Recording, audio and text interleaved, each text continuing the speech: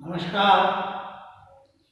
मैं जगदीश पारेख हिंदी व्याकरण शास्त्र के अंतर्गत समास के पहले सत्र में समास की परिभाषा व संधि तथा समास में जो मूलभूत अंतर है उसके बारे में आपसे चर्चा करूंगा।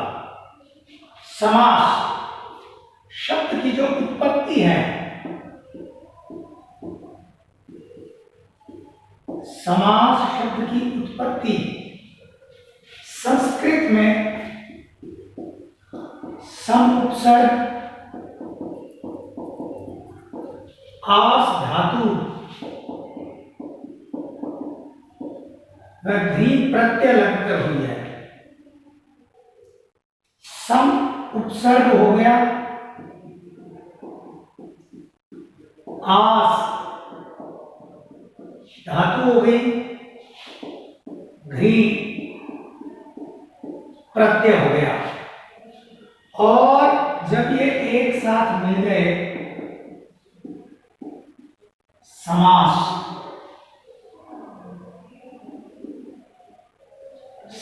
का निर्माण हो गया। सम आस, सम असनम, हर भाषा की यह सबसे बड़ी विशेषता होती है, गागर में सागर, शॉर्ट एंड स्वीट। प्रत्येक भाषा संक्षिप्तता पर बल देती है। कम शब्दों में वही अर्थ नए रूप में परिभाषित कर दे, कम शब्दों के प्रयोग से वही अर्थ नए रूप में आ जाए, ऐसा भाषा की विशेषता होती है। उदाहरण के लिए एक शब्द है दिन और रात। अब यहां तीन शब्द हैं, दिन और रात। या तो ये किया जाए प्रयोग, दिन और रात होते हैं, या इस और का लोप करके दिन रात। समास का जो जन्म है, समास की जो अवधारणा है, उत्पत्ति है, वो कम शब्दों के प्रयोग से शब्दों की संक्षिप्तता,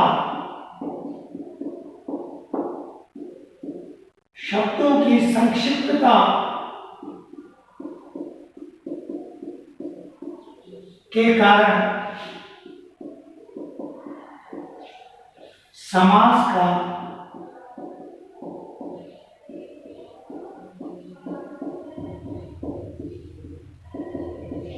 जन्म हुआ है।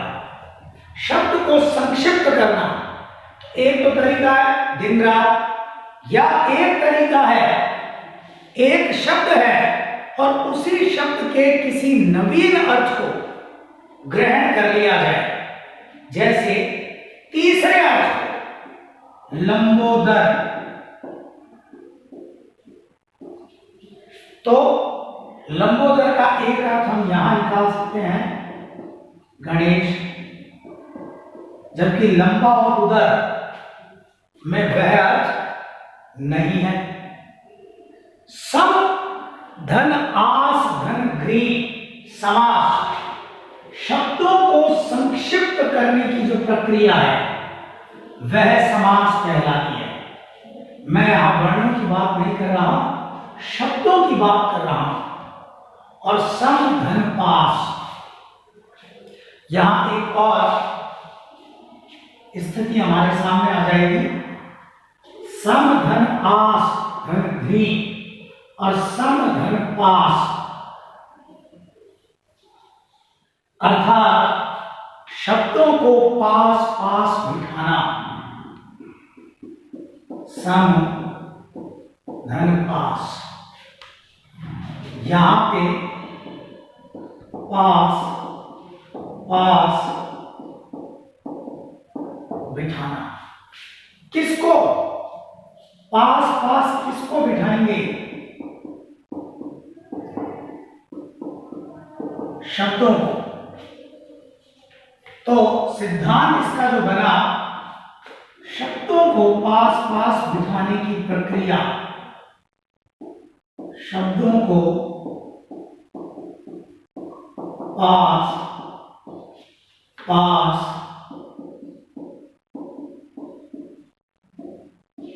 बिठाने की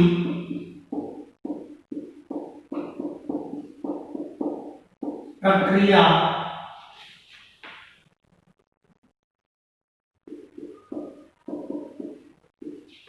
समास कहलाती है।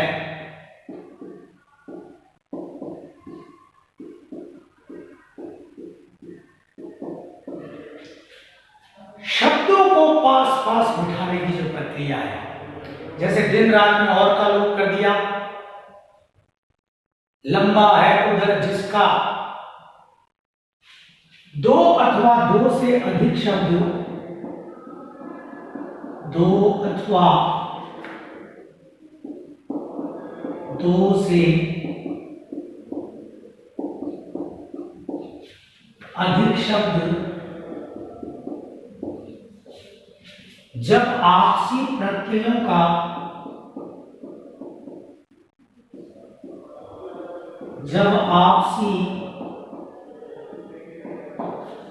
प्रत्ययों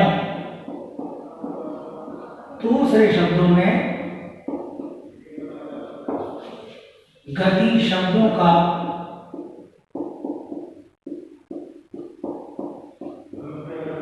लोप करके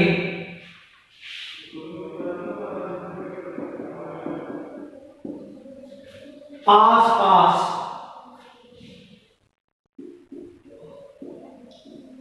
रखे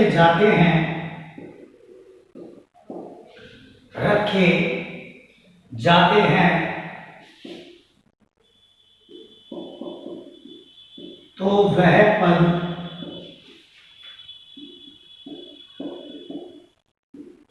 समस्त पद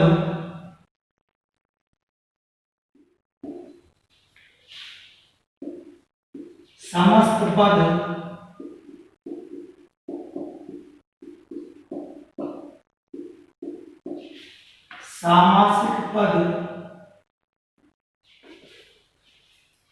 समास युक्त शब्द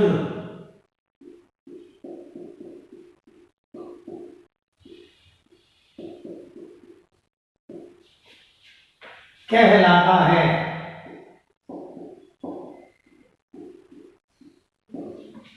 समास युक्त शब्द कहलाता है। पुनः शब्दगत प्रक्रिया के आधार पर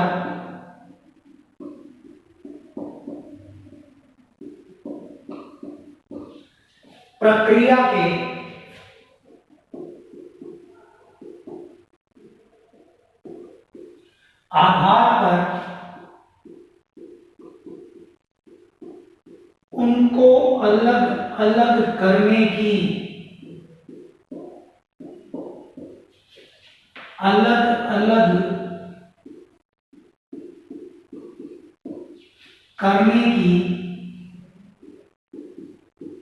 रीति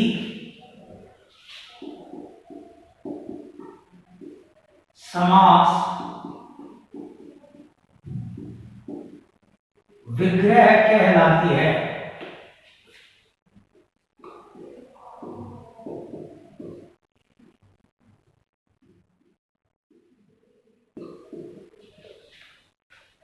पास पास बिठाना किसको? शब्दों को पास पास बिठाने की प्रक्रिया समास कहलाती है। मैं वर्णों की बात नहीं कर रहा, शब्द पास पास बिठाएंगे। दो अथवा दो से अधिक शब्द यानी एक कंपाउंड के लिए, एक समास के लिए, समस्त पद बनाने के लिए, सामासिक पद या समास युक्त शब्द बनाने के लिए कम से कम जो टर्म है, कंडीशन है, वो टर्म ऑफ कंडीशन क्या कहती है? कितने पद हो? दो पद। और वो दो पद होंगे, पहले वाला पूर्व पद और बाद वाला उत्तर पद। पहले वाला पूर्व पद बाद वाला उत्तर पर। अधिक 3, 4, 5, 7, 10, 20, अधिक कम से कम 2, 2 अथवा 2 से अधिक शब्द जब आपसी प्रत्ययों का, आपसी प्रत्यय यहां गति शब्द है, जो वाक्यांश में गति देने वाले, वाक्यांश को गति देने वाले, आगे की ओर बढ़ाने वाले जो शब्द हैं, उनका यदि बीच में से लोप कर दिया जाए, उनको हटा दिया जाए, निकाल दिया जाए, तो जो बचे हुए शब्द हैं वो जब पास पास आएंगे आएंगे आएंगे और आकर एक हो जाएंगे, एक हो जाएंगे, वो एक होना ही क्या है? समास है। और एक होने पर जो एक शब्द बनेगा, उस शब्द को समस्त पद कहा जाएगा, सामासिक पद कहा जाएगा, या समास युक्त शब्द कहा जाएगा। पुनः दोबारा यदि उस एक हुए शब्द को शब्दगत प्रक्रिया के आधार पर अलग अलग अलग अलग कर दिया जाए, विभाजित कर दिया जाए, तो वह अलग अलग करने की रीति जो है वो समास विग्रह कहलाएगी। संक्षिप्त करना कैसे? हम उदाहरण से इसको समझते हैं। उदाहरण के लिए यहां एक शब्द दिया गया, दशानन, दश आनंद, शय में शय, हम यहां दश को नहीं देख रहे, दश में जो शय है और इस शय में जो ए वर्ण है मिला हुआ, उस ए को ले रहे हैं। यहां आनंद में आ, आरंभिक वर्ण है आ, अका स वर्ण दीर्घ है। एक नियम है संधि का, समान वर्ण आने पर वह दीर्घ हो जाता है। ए आ, ये मिलकर बनेंगे आ, और यहां आएगा दशानन। हमने देखा यहां दो वर्ण पास पास आए और पास पास आकर एक नए शब्द का, दशानन का निर्माण कर रहे हैं। यहां दशानन शब्द में जो प्रक्रिया चली है वह संधि की है। इसी दशानन को दश है आनंद जिसके, 10 हैं आनंद जिसके, इस जिसके का और इस है का, इन दोनों ही शब्दों का यदि यहां पर लोप कर दिया जाए, मैंने बताया आपको जो गति शब्द है, वाक्यांश को गति देने वाले, धक्का देने वाले, पुश करने वाले, उनका यदि लोप कर दिया जाए तो अब यहां रह क्या क्या गया वाक्यांश में? दश और आनंद। अब मैं यहां दश में छिपे शय को नहीं देख रहा, पूरे दश को, यहां पूरे आनंद में छिपे आ को नहीं, आनंद को। और दश और आनंद जब पास पास आएंगे आएंगे आएंगे और आकर एक हो जाएंगे, तो एक होकर जो एक शब्द बनाएंगे वह शब्द होगा दशानन। और दशानन की ये जो प्रक्रिया है, ये प्रक्रिया समास कहलाएगी। दशानन का इस तरह से निर्माण करना, यह समास होगा। उदाहरण के लिए यहां एक और शब्द लिया, लंबोदर। यहां देखिए, लंबा उधर, बा में आ है, यहां उधर में उ है, आलिंगना। गुण संधि का एक नियम है, आ और उ मिलकर ओ बन जाते हैं, आ ओ मिलकर ओ बन जाते हैं। और यहां लंबा और उधर ये मिलकर जिस शब्द का निर्माण करेंगे वह शब्द होगा लंबोदर। और लंबोदर का ये जो प्रोसेस है, ये जो तरीका है, ये जो मेथोडोलॉजी है, संधि, कंजक्शन, यहां वर्ण पास पास आए हैं। हमने लंबा के बा के आ स्वर को लिया है उधर में आरंभ के ऊ स्वर को लिया है, आ ऊ मिलकर ओ बन गए, स्वर पास पास आए, वर्ण अक्षर पास पास आए, संधि। इसी लंबोदर को कुछ इस तरह से लिखा जाए, लंबा है उधर जिसका, लंबा है उधर जिसका। यहां इस जिसका और यहां इस है, इन दोनों ही गति शब्दों का आपसी प्रत्ययों का यदि लोप कर दिया जाए तो अब यहां बोर्ड पर लंबा और उधर ये शब्द रह गए और दोनों पास पास आकर एक शब्द का निर्माण करेंगे और वह निर्माण होगा लंबोदर। और लंबोदर में ये जो प्रोसेस है, ये जो मेथड है, ये मेथड समास की ओर संकेत करता है। यानी उदाहरणों से बिल्कुल साफ है, संधि में वर्णगत ध्वनिगत वर्ण पास पास आते हैं, अक्षर, समास में शब्द पास पास आते हैं।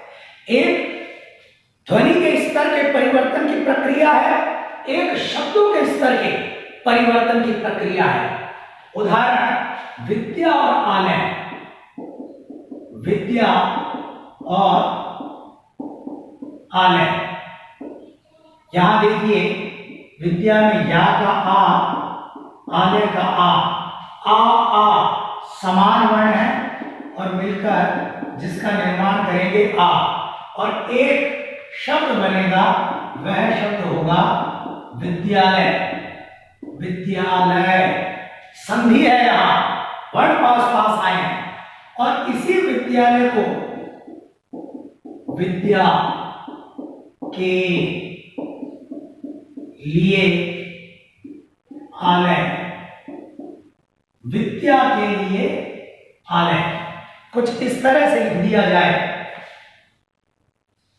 विद्या के लिए आलय।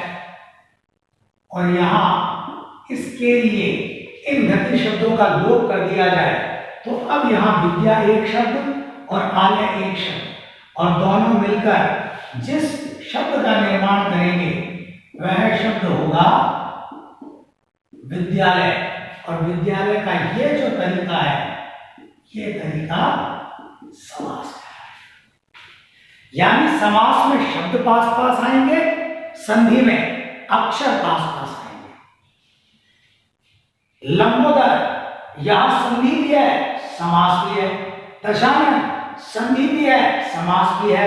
विद्यालय संधि भी है, समास भी है।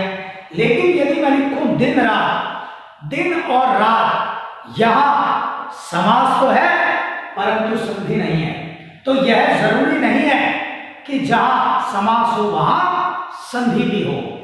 तो मूल हमने जो अंतर सीखा, समास शब्दों को संक्षिप्त करने की प्रक्रिया, शब्दों को संक्षिप्त करने की जो आवश्यकता है, उसके कारण समास का जन्म हुआ है। और संधि और समास में मूल अंतर क्या है, इसके बारे में हमने जाना है। इसी प्रकार आगे के सत्रों में समास के भेद और उनके नियम और उदाहरणों के बारे में हम जानकारी लेंगे।